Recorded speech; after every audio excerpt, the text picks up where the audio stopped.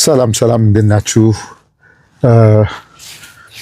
ዛሬ በአጋጣሚ እንደዚሁ መቼም የማህበራዊ ሚዲያ ለብዙዎቻችን ስራ ብለን ለምንከታተል ወይም እንዲሁ በአጋጣሚ በኢንተርቴንመንት ዙሪያ ዞር ስንል የምናያቸው ነገሮች አሉና ከማህበረሰብ አኳያ እንዲሁም ከህብረተሰብ አኳያ መልካም ነገሮች ለማህበረሰባችን ቢገኙ እንደምናስበው እንደምንፈልገው ሀገራችን ወደፊት ትልቅ ሀገር ሆና ስደት፣ መከራ፣ ድህነት እነዚህ ነገሮች ተወግደው ዛሬ እኛ በምንኖርበት ሀገር ሰላማዊ ህይወት ወገኖቻችን ቢኖሩ ደስ ይለናል።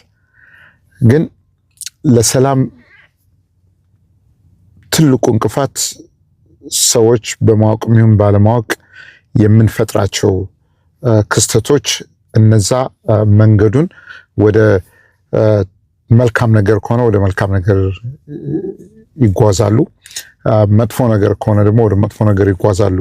እነዚህን ግን አስቀድመው ለማህበረሰባችን ጥቅምና ጉዳት የትኛው ነው የሚያመዝነው የምናቀርባቸው ሀሳቦች በሚል ቢታሰብበት ሀሳቦቻችን ለእናንተ እንደዚህ ለማህበረሰብ ከማቅረባችን በፊት ሙያተኛ የሚሆን እንደዚሁ በአጋጣሚ አንድ ሰው መልካም ነገር መስሎት የሚናገረውን ነገር ልክ እኔ አሁን እንደዚህ በምናገርበት ሰዓት ላይ ሙሉ በሙሉ ሀሳቡ ከራሴ የመነጨ ነው። ከሰው ጋር ተነጋግሬ ይሄ ነገር መልካም ሊሆን ይችላል፣ መጥፎ ሊሆን ይችላል የሚል ሀሳብን ይዤ አይደለም መጣው እና እንደ መታደር ከሆነ አንዳንዶቻችን ተስጦ የሚባል ነገር አለ። በቃ ሁሌ በሰው ዘንድ ተቀባይነትን የሚያገኝ ሰው አለ። የሚናገረው ሁሉ አልጋ ባልጋ የሚሆንለት ሰው አለ። የሚሰራው ነገር ሁሉ አልጋ ባልጋ የሚሆንለት ነገር አለ። የሚመራው ነገር በሙሉ አልጋ ባልጋ የሚሆንለት ሰው አለ። ይህ ስጦታ ነው ወይም ተስጦ ነው። አንዳንዶች ደግሞ እንደዚሁ የተናገሩት ሁሉ እሬት የሚሆን የሰሩት ሁሉ የሚበላሽባቸው የመሩት ሁሉ በተቃራኒው የሚሄድባቸው ሰዎች አሉ። አንዳንዶች ደግሞ በተወሰነ ደረጃ ተቀባይነትን ያገኙና ከተወሰነ ጊዜ በኋላ ደግሞ በተናገሩት ወይ በሰሩት የህዝብ ተቃውሞ የሚደርስባቸው ሰዎች አሉ። እንደ እድል ሆኖ ማለት ነው እና አሁን ላይ በዚህ ዘመን የተለያዩ ማህበራዊ ሚዲያ ባሉበት ወይም ደግሞ ሁሉ በእጁ ሁሉ በደጁ እንደሚባለው በሆነበት ሰዓት ላይ አንድ ሰው የሚዲያ ባለቤት ነኝ ብሎ የካምፓኒ ባለቤት ነኝ ብሎ ባለሀብት ነኝ ብሎ እንዲሁም መንግስት ሰራተኛ ነኝ ወይም መንግስት ነኝ ብሎ በሚሰራቸው ስራዎች ውስጥ ስህተቶች ቢፈጠሩ የሚታለፉበት ጊዜ አይደለም። ማንም ሰው በነቃ አይቶ ክሪቲሲዝም የሚያደርግ አይቶ የሚያመሰግን አይቶ የማያልፍበት ዘመን ላይ ያለ ነው እና ባለፈው በሀገራችን የቲክቶክ ተወዳጆች ወይም ደግሞ ኮንቴንት አቅራቢዎች አዋርድ ኢትዮጵያ ውስጥ ላይ እየተዘጋጀ በየዓመቱ የሚዘጋጅ ይመስለኛል እና ዘንድሮ እንደሰማሁት እንግዲህ ከዚህ በፊት የቲክቶክ ክሬተሮች ለውድድር ይቀርባሉ፣ ግን ማን እንዴት ሊያሸንፍ እንደሚችል የሚታወቁ በቃ የመጨረሻ ቀን ነው የሚል እንትን ሰምቻለሁኝ። የዘንድሮ ከአምናው ለየት የሚያደርገው ግን አስቀድሞ ማን ሊያሸንፍ እንደሚችል ከአዋርድ ሰረሞኒው በፊት የታወቀበት ሁኔታ አለና ይሄ እንዴት ሊሆን ቻለ የሚለው እንዳለ ይሆንና ግን ባለፈው ከነዚህ ቲክቶክ አዋርድ እጩዎች መካከል አንደኛዋ ቀርባለች። እሷም የታወቀችበት በሰይፉ ሾው ቀርባ ነውና በሰይፉ ሾው ሰይፉ በኢቢኤስ ማለት ነው ቀርባ ኢንተርቪው ተደርጋለች እና የመጣችበት መንገድ መሆን የምትፈልገውን በዚህ ሙያ ላይ ምን ያህል መቀጠል እንደምትችል እንዲሁ ፐርሰናል ላይፍ ስታይሏንም ነካቷታል ኢንተርቪው ላይ ማለት ነው እና ይህን በተመለከተ ከሾው በኋላ ብዙ አስተያየቶች መጥተዋል። ይሄ ማስተያየት የመጣበት የሷ ተቀናቃኝ ወይም ደግሞ በሷ ሳይድ ላይ ያለው ኮንቴንት የቲክቶክ ኮንቴንት ክሬተር የሷን ያህል ታዋቂ ነው እና የሷን መወዳደር ለልጁ ችግር አይደለም ያመጣበትኝ። በልጁ ደጋፊዎች ልጁ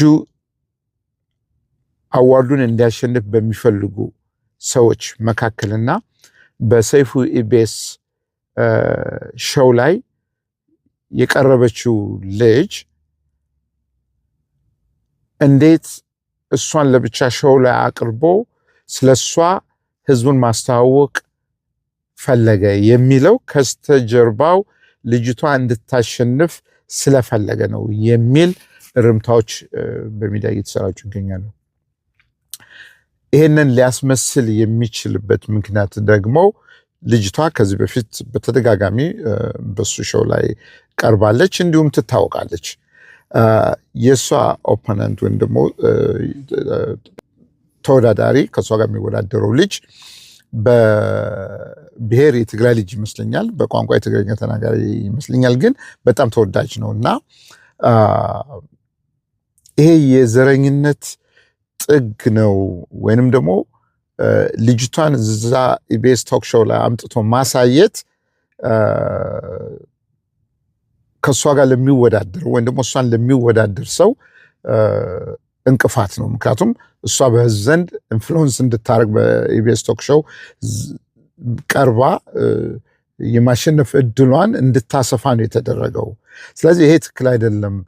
ከሆነም ደግሞ ለምን እሱንም አምጥቶ ልክ እንደሷ ጋብዞ ቶክ ሾው ላይ አላናገረውም ወይም ኢንተርቪው ለምን አላደረገውም?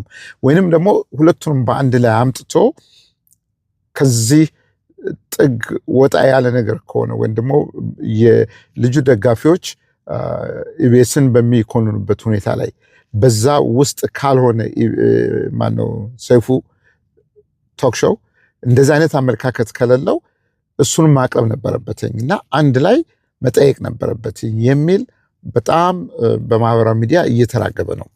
ይህ ችግር አሁን በልጁ ደጋፊዎች ዘንድ ጭራሽ ለሰይፉ ዳንጀርስ የሚባል ማለት በቃ እንገላለን ወይንም ደግሞ የሰራው ትክክል ስላልሆነ የዘረኝነት ጥግ ነው እንደዚህ ያደረገ። በአሁኑ ሰዓት አገራችን ባለን ችግር ላይ እያገገምን ባለንበት ሁኔታ ላይ እነዚህን የሚያባብሱ ነገሮችና ወይንም ደግሞ መርጠው ፈልገው ባልተወለዱበት ዘር ውስጥ ያንን ምክንያት በማድረግ ለልጅቷ ያለውን ድጋፍ ነው ያሳየን እና ይሄ ትክክል ስላልሆነ በቃ ሰይፉ ችግር ውስጥ ላይ ወይም ደግሞ የልጁ ደጋፊዎች በቃ ዋርኒንግ እየሰጡ ነው። እንግዲህ ምን ያህል ትክክል ነው ትክክል አይደለም ለሚለው ያው የሚመለከተው ክፍል ይመለከታል እና እነዚህ ነገሮች ቅድም እንዳልኩት ምን ፈጠሩ ማለት ነው? የሰው ልጅ በሰላም አብረው እንዳይኖሩ ወይንም ደግሞ የውስጥ ችግራችንን አውጥተን ለዚህ ነው ለካ እንደዚህ እየተደረኩት፣ ለዚህ ነው ለካ እንደዚህ እየተደረገ ያለው የሚል አመለካከት እንዲፈጥር አድርጓል እና የኔ እይታ ምንድን ነው ካላችሁኝ አንዳንዶች እንዳሉት ሁለቱንም በአንድ ላይ አቅርበው ቶክ ሾው ላይ ኢንተርቪው ማድረግ ይችል ነበር፣ ማወያየት ይችል ነበር፣ ወይንም ደግሞ መልካም እድል ሊመኝላቸው ይችል ነበረ ሰይፉ ማለት። ይሄ እንዴት እንዳልታየው አላቅም። አውቆ ይሆን ያድርገው ወይንም ደግሞ ሳያቅ ያድርገው ራሱ ሰይፉ ያውቀዋል እና ግን ከውጭ እንደ ተመልካች እንደ ደጋፊ አሁን አቧራ አስነስቷል። ይህ ወደ ለየለት የማህበረሰብ ግጭት ወይም የብሔር ግጭት አሁን እሷ ምን ብሔር እንደሆነች ባላቅም የልጁ ግን ያው ደጋፊዎች ሲናገሩ ስለሰማው ማለት ነውና የኢቢኤስ ቶክ ሾው ወይም ደግሞ የኢቢኤስ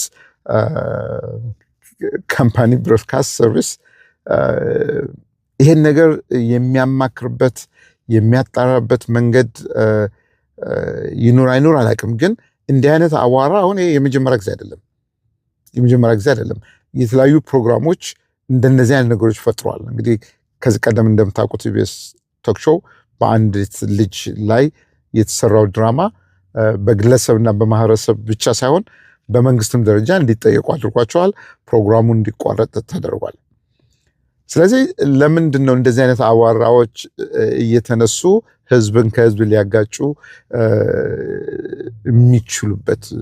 ይሄ ነገር የሚያይ ክፍል የለም ወይ? ፕሮግራሙ ከመሰራቱ በፊት እንደዚህ ነው የሚል በአንድ ግለሰብ ከተቋም ውጭ የሆነ ግለሰብ እንደ ፍሪደም ኦፍ ስፒች ሰው እንደዚህ ነው ሊል ይችላል።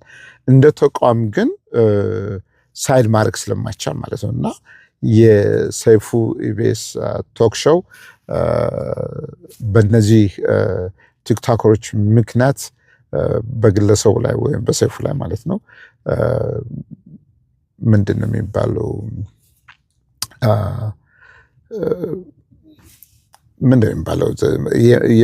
የማጥቃት ሰይፉን ለመጉዳት የማሰብ ሀሳቦች እየተሰነዘሩ ናቸው። እነዚህ እኛ በዚህ ሀገር አሁን በምንኖርበት ሀገር ላይ አንድን ሰው እገልሃለሁ ብሎ ማለት አይቻልም።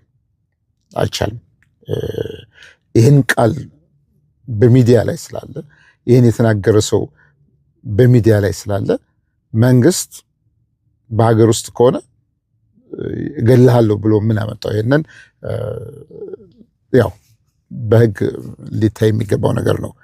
ግን ፖይንቱ ሚዲያ ላይ ያላችሁ ሰዎች በቃ ህዝብን ከህዝብ ሊያጋጭ ይችላል አይችልም የሚል ሐሳባችሁን ሚዛን ላይ ብታስቀምጡ ጥሩ ነው ለማለት ነው። አብራችሁን ስለነበራችሁ አመሰግናለሁ። መልካም ቀን።